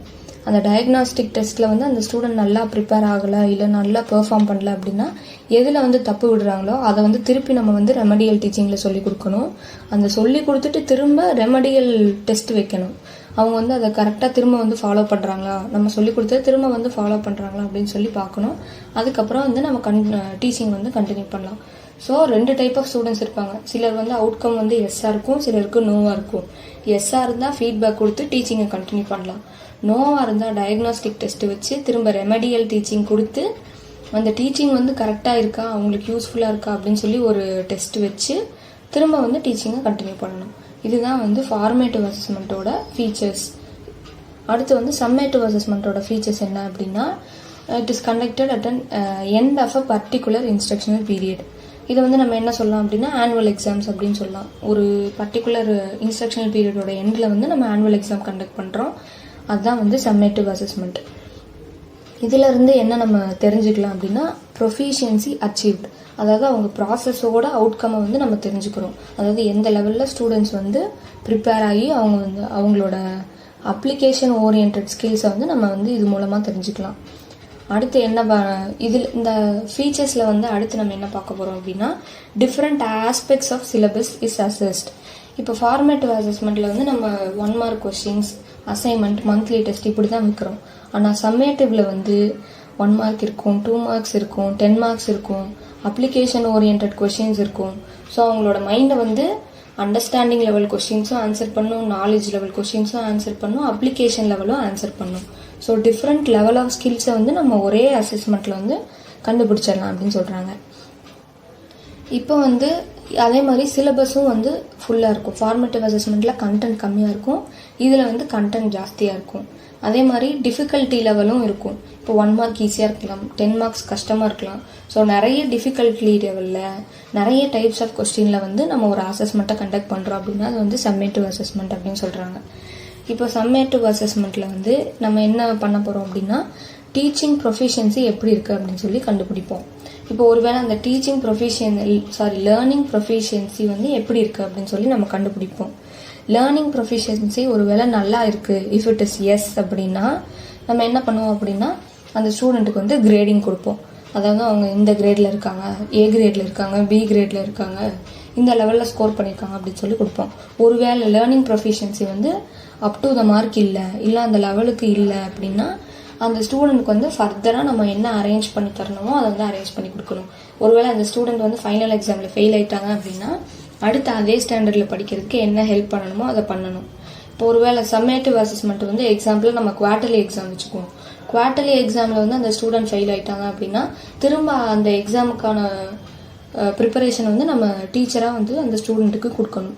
அந்த போர்ஷன்ஸ் எல்லாமே கவர் ஆனால் தான் அவங்க ஆனுவல் எக்ஸாமில் திரும்ப அதே போர்ஷனை நல்லா எழுத முடியும். இதுதான் வந்து சம்மேட்டிவ் அசஸ்மெண்ட்டோட ஃபீச்சர்ஸாக வந்து சொல்கிறாங்க.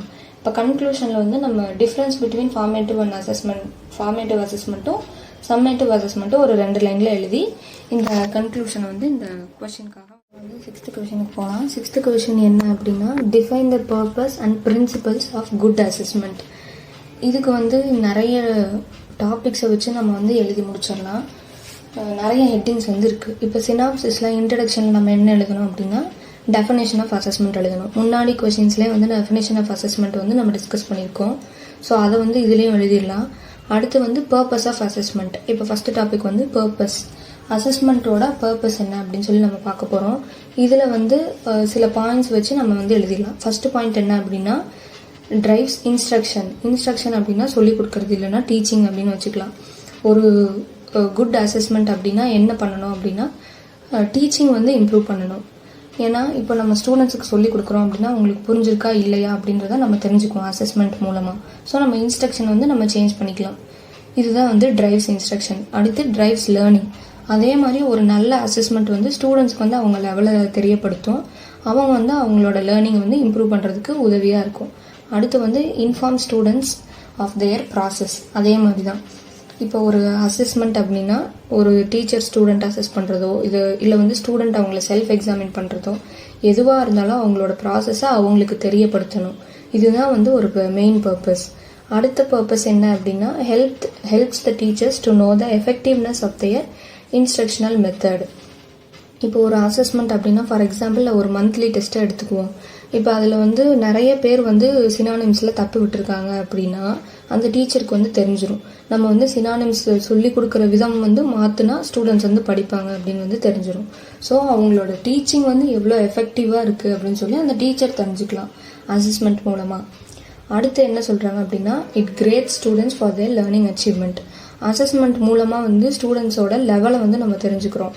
ஸோ சம்மேட்டிவ் அசஸ்மெண்ட்டில் வந்து அவங்களுக்கு ரேங்க் கொடுக்குறோம், அதே மாதிரி ஃபைனல் ஃபீட்பேக் கொடுக்குறோம், பேரண்ட்ஸுக்கு தெரியப்படுத்துகிறோம். இது எல்லாமே வந்து ஒரு பர்பஸ் ஆஃப் அசஸ்மெண்ட். கடைசி பர்பஸாக என்ன சொல்கிறாங்க அப்படின்னா remedial measures by the teacher. இப்போ வந்து மந்த்லி டெஸ்ட் இல்லைன்னா ஃபார்மேட்டிவ் அசஸ்மெண்ட்டில் வந்து நம்ம ஒரு ஸ்டூடெண்ட் அசஸ் பண்ணுறோம் அப்படின்னா அவங்க வந்து ப்ராப்பராக ஆன்சர் பண்ணல அப்படின்னா அவங்களுக்கு என்ன மாதிரி ரெமடியல் மெஷர்ஸ் கொடுத்தா அவங்க படிப்பாங்க அப்படின்னு சொல்லி அந்த டீச்சர் வந்து கண்டுபிடிச்சிக்கலாம். இதுதான் வந்து பர்பஸ் ஆஃப் அசஸ்மெண்ட். 6 ஹெட்டிங் கீழே இந்த பர்பஸ் ஆஃப் அசஸ்மெண்ட்டை வந்து நம்ம எழுதி முடிச்சிடலாம். அடுத்து வந்து பிரின்சிபல்ஸ் ஆஃப் குட் அசஸ்மெண்ட். ஒரு நல்ல அசஸ்மெண்ட்டுக்கு என்னென்ன கேரக்டர்ஸ் இருக்கணும் அப்படின்னு சொல்லி கேட்குறாங்க. இதையும் வந்து பாயிண்ட்ஸ் வச்சு நம்ம எழுதிடலாம். அதாவது ஹெட்டிங்கில் ஒரு ஹெட்டிங்காக பிரித்து நம்ம வந்து படிச்சுக்கலாம். ஃபர்ஸ்ட் ஒன் என்ன அப்படின்னா இம்ப்ரூவ் ஸ்டூடெண்ட் பெர்ஃபார்மன்ஸ். ஒரு நல்ல அசஸ்மெண்ட் என்ன பண்ணணும் அப்படின்னா ஸ்டூடெண்ட்டோட பெர்ஃபார்மன்ஸை இம்ப்ரூவ் பண்ணணும். இன்றைக்கி வந்து நான் ஒரு யூனிட் டெஸ்ட்டில் 25க்கு 20 வாங்கியிருக்கேன் அப்படின்னா ஒரு டீச்சர் வந்து எனக்கு நல்ல அசஸ்மெண்ட் பண்ணி நல்ல ஃபீட்பேக் கொடுத்தாங்கன்னா நான் என்னோடய லேர்னிங்கை இம்ப்ரூவ் பண்ணி அடுத்த யூனிட் டெஸ்ட்டில் 22ஓ 23ஓ வாங்குறதுக்கு ட்ரை பண்ணுவேன். இதுதான் வந்து ஸ்டூடெண்ட்டோட பெர்ஃபார்மன்ஸை இம்ப்ரூவ் பண்ணுறது. அடுத்து ஒரு குட் அசஸ்மெண்ட் என்ன பண்ணணும், அண்டர்ஸ்டாண்ட் ஹவு ஸ்டூடெண்ட்ஸ் லேர்ன். இப்போ என்னோட அசஸ்மெண்ட் எப்படி இருக்கணும் அப்படின்னா ஸ்டூடெண்ட்ஸ் எப்படி படிக்கிறாங்க அப்படின்றத மட்டும்தான் நான் வந்து அசஸ் பண்ணணும். அவங்களோட ஃபைனல் ப்ராடக்ட்லேயே கண்ணாக இருக்காமல் அவங்க எந்த மெத்தடில் யூஸ் பண்ணி படிக்கிறாங்க அப்படின்னு சொல்லியும் அந்த டீச்சருக்கு வந்து தெரியப்படுத்தணும். இதுதான் வந்து ஒரு குட் அசஸ்மெண்ட்டோட கேரக்டர். அடுத்து என்ன சொல்கிறாங்க அப்படின்னா it should be an integral component. இப்போ ஒரு கிளாஸ் ரூம்னு எடுத்துக்கிட்டா டீச்சிங்கும் லேர்னிங்கும் எவ்வளோ இம்பார்ட்டண்ட்டோ அதே மாதிரி அசஸ்மெண்ட்டும் ஈக்குவல் இம்பார்ட்டன்ஸ் கொடுக்கணும். ஏன்னா அசஸ்மெண்ட் இருந்தால் மட்டும்தான் நல்ல டீச்சரும் உருவாவாங்க, நல்ல ஸ்டூடெண்ட்டும் உருவாவாங்க. அதனால் இது வந்து ஒரு இன்டெக்ரல் இல்லைன்னா மெயின் காம்பனண்ட் அப்படின்னு சொல்கிறாங்க. அடுத்த பாயிண்ட் வந்து it provides information to parents. ஒரு நல்ல அசஸ்மெண்ட் என்ன பண்ணணும் அப்படின்னா பேரண்ட்ஸுக்கு ஸ்டூடெண்ட்ஸோட லெவலை வந்து தெரியப்படுத்தணும். நம்ம முன்னாடி பார்த்த மாதிரி சம்மேட்டிவ் அசஸ்மெண்ட் எல்லாமே வந்து ஆனுவல் எக்ஸாம் அவங்களோட ஃபீட்பேக் வந்து பேரண்ட்ஸுக்கு சொல்கிற மாதிரி இருக்கும். அடுத்த பாயிண்ட் என்ன அப்படின்னா it requires purpose, goals, standards and criteria. இப்போ என்ன ஒரு நல்ல அசஸ்மெண்ட்டுக்கு வந்து ஒரு பர்பஸ் இருக்கணும். ஃபார் எக்ஸாம்பிள் என்னென்ன பர்பஸ் இருக்கலாம் அப்படின்றத நம்ம முன்னாடியே பார்த்துட்டோம். It drives instruction, drives learning, அது எல்லாமே வந்து பர்பஸில் வரும். ஒரு குட் அசஸ்மெண்ட்டுக்கு பர்பஸ் இருக்கணும், கோல்ஸ் இருக்கணும். கோல் பர்பஸ் எல்லாம் ஒன்று தான். கோல் அப்படின்னா ஸ்டூடெண்ட்டோட லேர்னிங்கை இம்ப்ரூவ் பண்ணுறதா இருக்கலாம், டீச்சரோட டீச்சிங்கை இம்ப்ரூவ் பண்ணுறதா இருக்கலாம். ஒரு ஸ்டாண்டர்ட் இருக்கணும். எல்லா ஸ்கூல்ஸ்லேயும் வந்து அசஸ்மெண்ட் பண்ணுறாங்க, எல்லா அசஸ்மெண்ட்டும் வந்து எல்லாருக்கும் சூட் ஆகுமா அப்படின்றத பார்க்கணும். அதுதான் வந்து ஒரு ஸ்டாண்டர்ட். அப்புறம் ஒரு க்ரைட்டீரியா இருக்கணும். அதாவது எப்படி வேணால் அசஸ் பண்ணணும் அப்படின்னு கிடையாது. இப்போ 1 மார்க்கில் அசஸ் பண்ணணுமா இந்த கொஸ்டினை, இல்லை 2 மார்க்கில் இந்த கொஸ்டினை கேட்டால் நல்லா இருக்குமா அப்படின்னு சொல்லி ஒரு க்ரைட்டீரியா இருக்கணும். அடுத்து என்ன சொல்கிறாங்க அப்படின்னா it requires variety of measures. அதை தான் இப்போ வந்து 1 மார்க்கை மட்டுமே நம்பி ஒரு அசஸ்மெண்ட்டை நம்மளால் கொடுக்க முடியாது. இப்போ ஃபார்மேட்டிவ் அசஸ்மெண்ட்டுன்னு எடுத்தால் நிறைய டைப்ஸ் இருக்குது. அசைன்மெண்ட் டைப்ஸ் இருக்குது, 1 வேர்ட் ஆன்சர் இருக்குது, ஓரல் டெஸ்ட் இருக்குது, மந்த்லி டெஸ்ட்டு, யூனிட் டெஸ்ட்டு எல்லாமே இருக்குது.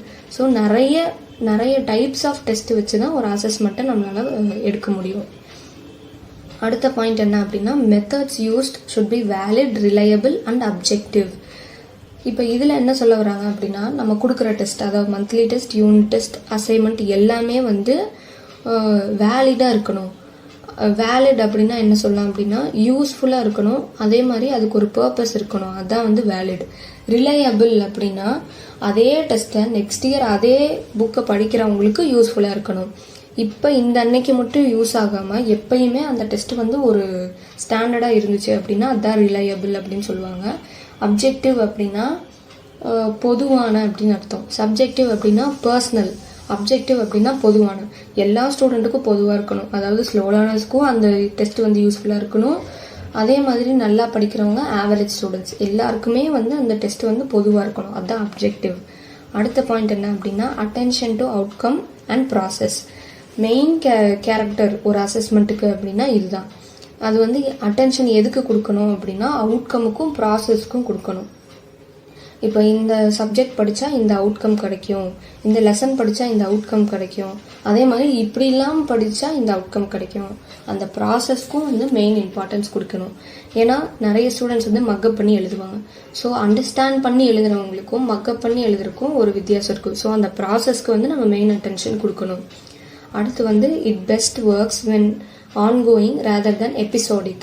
இப்போ எபிசோடிக் அப்படின்னா இப்போ நமக்கே தெரியும், எபிசோட் அப்படின்னா முடிஞ்சிடும். அந்த ஒரு எபிசோடில் அந்த ஒரு ஸ்டோரி முடிஞ்சிருது. அடுத்த செட் ஆஃப் இதில் தான் வந்து அடுத்த எபிசோட் வரும். அந்த மாதிரி ஒரு அசஸ்மெண்ட் வந்து இருக்கக்கூடாது. எப்பயுமே வந்து அசஸ்மெண்ட் போயிட்டே இருக்கும். ஒரு மந்த்லி டெஸ்ட் வைக்கிறதோட அந்த ஸ்டூடெண்ட்டோட அசஸ்மெண்ட் வந்து முடிஞ்சிருச்சு அப்படின்னு சொல்லி நம்ம ஸ்டாப் பண்ணக்கூடாது. அவங்க கிளாஸ் ரூம் ஆக்டிவிட்டீஸ், அவங்க பிஹேவியர் எல்லாமே வந்து ஒரு அசஸ்மெண்ட்குள்ளே வரணும். அதுதான் வந்து ஆன்கோயிங் ப்ராசஸ் அப்படின்னு சொல்கிறாங்க. லாஸ்ட் பாயிண்ட்டாக வந்து நம்ம என்ன சொல்லலாம் அப்படின்னா, it includes feedback and reflection அப்படின்னு சொல்கிறாங்க. ஃபீட்பேக் அப்படின்னா ஒரு எக்ஸாம் எழுதிட்டோ இல்லை ஒரு டெஸ்ட் வச்சுட்டோ நம்ம அவங்களுக்கு கொடுக்குற ஒரு ஃபீட்பேக்கை வந்து சொல்கிறாங்க. ரிஃப்ளெக்ஷனும் இருக்கணும். நீங்கள் இப்படி படித்தா இந்த மாதிரி அவுட்கம்ஸ் கிடைக்கும் அப்படின்னு சொல்லி ஸ்டூடெண்ட்டுக்கும் தெரியணும், டீச்சர்ஸ்க்கும் வந்து இப்படி சொல்லி கொடுத்தா இந்த அவுட்கம் வரும் அப்படின்னு சொல்லி டீச்சர்ஸ்க்கும் தெரியணும். இதுதான் வந்து ஃபீட்பேக் அண்ட் ரிஃப்ளெக்ஷன் அப்படின்னு சொல்கிறாங்க. இப்போ இந்த கொஸ்டினில் வந்து கன்க்ளூஷனாக நம்ம என்ன எடுக்கலாம் அப்படின்னா, ஒரு அசஸ்மெண்ட் வந்து ஏன் இம்பார்ட்டன்ட் அப்படின்னு சொல்லி நம்ம இந்த பர்பஸ் அண்ட் பிரின்சிபல்ஸ்லேயே தெரிஞ்சுக்குவோம். ஸோ அந்த இம்பார்ட்டன்ஸ் வந்து ஒரு 2 லைனில் எழுதி நம்ம கன்க்ளூட் பண்ணிக்கலாம் இந்த கொஸ்டினை. லாஸ்ட் கொஸ்டினுக்கு வந்துட்டோம். 7th question. இதில் வந்து என்ன கேட்டிருக்காங்க அப்படின்னா, explain the principles related to different stages of an assessment programme அப்படின்னு சொல்லி கேட்டிருக்காங்க. இப்போ கொஸ்டின் ஆன்சருக்கு போகிறதுக்கு முன்னாடி அசஸ்மெண்ட் ப்ரோக்ராம் அப்படின்னா என்ன கேட்குறாங்க அப்படின்னா, இப்போ ஒரு அசஸ்மெண்ட் இருக்குது அப்படின்னா அதில் நிறைய ஸ்டேஜஸ் இருக்குது. அதாவது ஒரு அசஸ்மெண்ட்டுக்கு வந்து நம்ம பண்ணுறதுக்கு முன்னாடி எதை வச்சு அசஸ்மெண்ட் பண்ணுறோம், என்னெல்லாம் அசஸ்மெண்ட் பண்ணுறோம், நம்ம வந்து எப்படிலாம் அந்த அசஸ்மெண்ட்டை கால்குலேட் பண்ணுறோம், அப்புறம் எப்படி பேரண்ட்ஸுக்கு தெரியப்படுத்துகிறோம், இதெல்லாம் வந்து இந்த அசஸ்மெண்ட் ப்ரோக்ராமில் வந்துடும். இதில் இருக்கிற டிஃப்ரெண்ட் ஸ்டேஜஸ் வந்து எக்ஸ்பிளைன் பண்ண சொல்லி கேட்குறாங்க. இப்போ சினாப்சிஸ் அப்புறம் இன்ட்ரடக்ஷனில் நம்ம என்ன எழுதணும் அப்படின்னா, அசஸ்மெண்ட்டோட டெஃபினிஷன் எழுதலாம். அதுக்கப்புறம் வந்து principles related to different stages of assessment. இதில் வந்து 5 ஸ்டேஜஸ் இருக்குது. ஃபஸ்ட்டு ஒன் என்ன அப்படின்னா, developing or choosing methods of assessment. ஒரு அசஸ்மெண்ட் பண்ணுறதுக்கு முன்னாடி என்னென்ன மெத்தடில் நம்ம அசஸ் பண்ண போகிறோம் அப்படின்னு சொல்கிறத நம்ம வந்து தெரிஞ்சுக்கணும். அந்த மெத்தட்ஸ் வந்து எப்படி இருக்கணும், வேலிடாக இருக்கணும். அதாவது எப்பயுமே யூஸ் பண்ணுற மாதிரி இருக்கணும். தப்பான இன்டர்பிரிட்டேஷன் வந்து எப்பயுமே இருக்கக்கூடாது. ஒரு கொஸ்டின் தப்பாக கேட்டுறக்கூடாது எப்பயுமே நம்ம. ஸோ அதில் வந்து இம்பார்ட்டன்ஸ் இருக்கணும். அப்புறம் அந்த அசஸ்மெண்ட் வந்து ரிலையபிளாக இருக்கணும். Compatible with instructional approaches. இப்போ நம்ம வந்து சினானிம்ஸை வந்து எப்படி சொல்லி கொடுக்குறோமோ நம்ம கேட்குற கொஸ்டினும் அதே மாதிரி இருக்கணும். நம்ம சொல்லி கொடுக்குறது ஒரு மாதிரியும் நம்ம கேட்குற கேள்வி ஒரு மாதிரியும் இருந்தால் ஸ்டூடெண்ட்ஸ்க்கு வந்து புரியாது. ஸோ அதை தான் சொல்கிறாங்க, வேலிட், ரிலையபிள் அண்ட் கம்பேட்டபிளாக இருக்கணும் அப்படின்னு சொல்கிறாங்க. அப்புறம் இதை வச்சு பேரண்ட்ஸும் டீச்சர்ஸும் வந்து டெசிஷன்ஸை மேக் பண்ணுற மாதிரி இருக்கணும். அடுத்து வந்து மெத்தட்ஸ், நம்ம எடுக்கிற மெத்தட்ஸ் வந்து சில்ட்ரனுக்கு சூட் ஆகிற மாதிரி இருக்கணும். அதே மாதிரி கண்டென்ட்டும் வந்து சூட் ஆகணும். அந்த 6th ஸ்டாண்டர்டுக்கு என்ன கண்டென்ட் தெரியுமோ அதை மட்டும்தான் நம்ம வந்து அசஸ் பண்ணணும் அப்படின்னு சொல்கிறாங்க. அடுத்து வந்து நம்ம இன்ஃபர்மேஷனை வந்து கலெக்ட் பண்ணணும். கலெக்டிங் த இன்ஃபர்மேஷன், இது வந்து அடுத்த ஸ்டேஜ். இப்போ நம்ம வந்து அசஸ்மெண்ட்டுக்கு என்னென்ன மெத்தட்ஸ் யூஸ் பண்ணணுமோ அதெல்லாம் ஃபஸ்ட்டு ஸ்டேஜ். செகண்ட் ஸ்டேஜ் வந்து இன்ஃபர்மேஷன் கலெக்ட் பண்ணுறது. இதில் வந்து நம்ம மெயினாக என்ன பண்ணணும் அப்படின்னா, ஸ்டூடெண்ட்ஸுக்கு இன்ஃபார்ம் பண்ணணும்.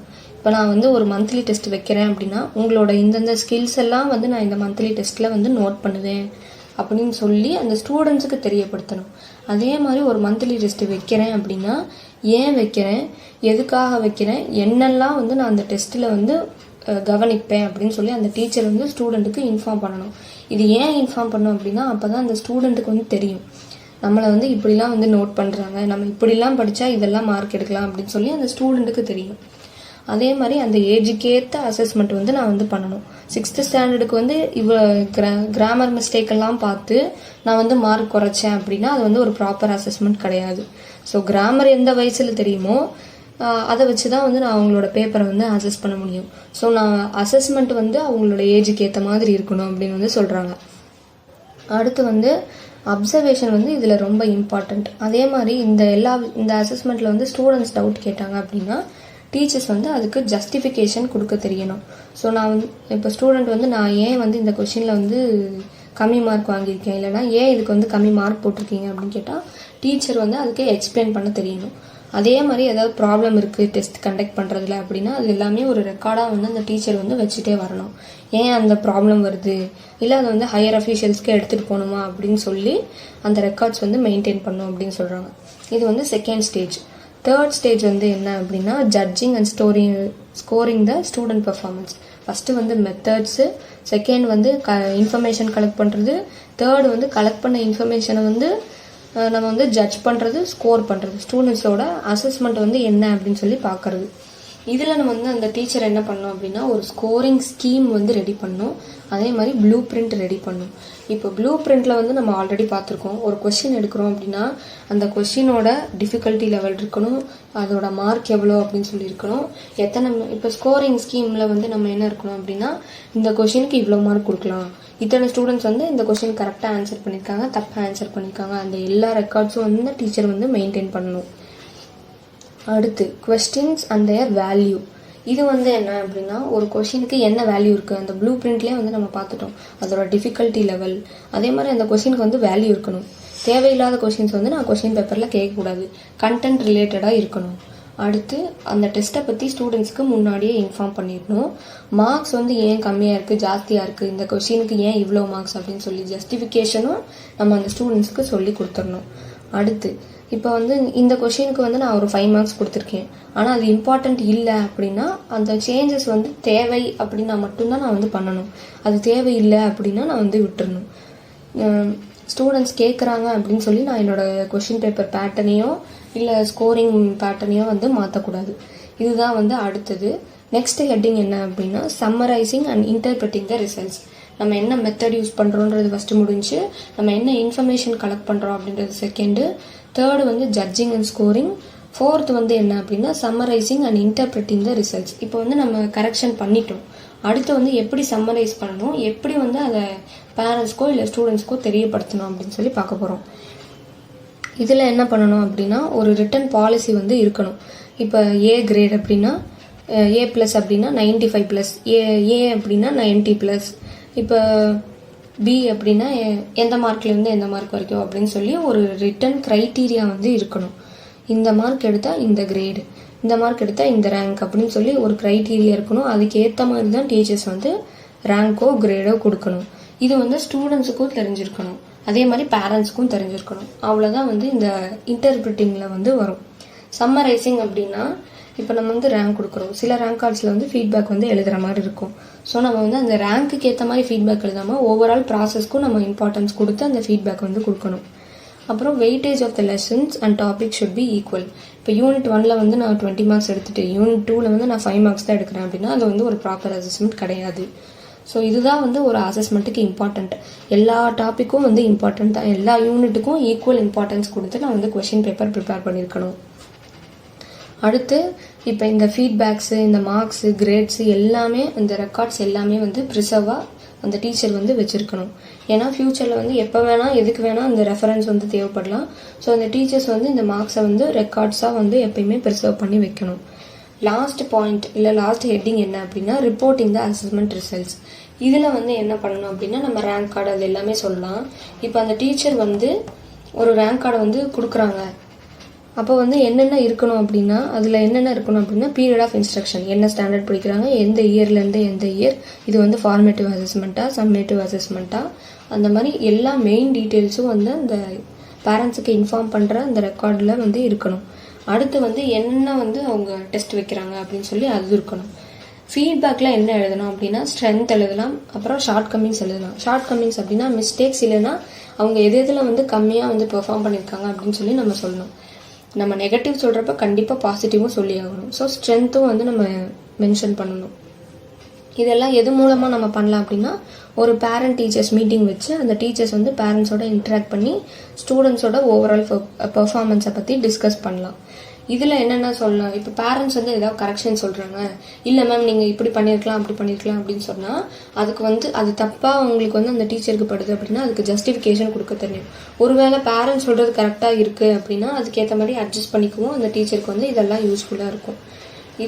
இதுதான் வந்து லாஸ்ட் பாயிண்ட். இதுதான் வந்து stages related to assessment programme அப்படின்னு வந்து சொல்கிறாங்க. இதோட வந்து இந்த லெசன் முடியுது. இந்த கொஸ்டினுக்கு வந்து கன்க்ளூஷன் என்ன எழுதலாம் அப்படின்னா, ஒரு அசஸ்மெண்ட் வந்து ஏன் இம்பார்ட்டண்ட், அதே மாதிரி இந்தந்த ஸ்டேஜஸ் இருந்தால் இந்த அசஸ்மெண்ட் வந்து ஒரு நல்ல அசஸ்மெண்ட்டாக இருக்கும் அப்படின்னு சொல்லி நம்ம கன்க்ளூஷனில் எழுதி முடிக்கலாம். ஸோ இந்த லெசனை வந்து இந்த ஒரு 7 கொஸ்டின்ஸ் மூலமாகவே நம்ம வந்து ரிவைஸ் பண்ணி முடிச்சிடலாம். இந்த 7 கொஸ்டின்ஸ் படித்தாலே இந்த லெசன் படித்த மாதிரி. இதுதான் வந்து இந்த லெசனோட எண்டிங். தேங்க்யூ ஃபார் வாட்சிங் த வீடியோ.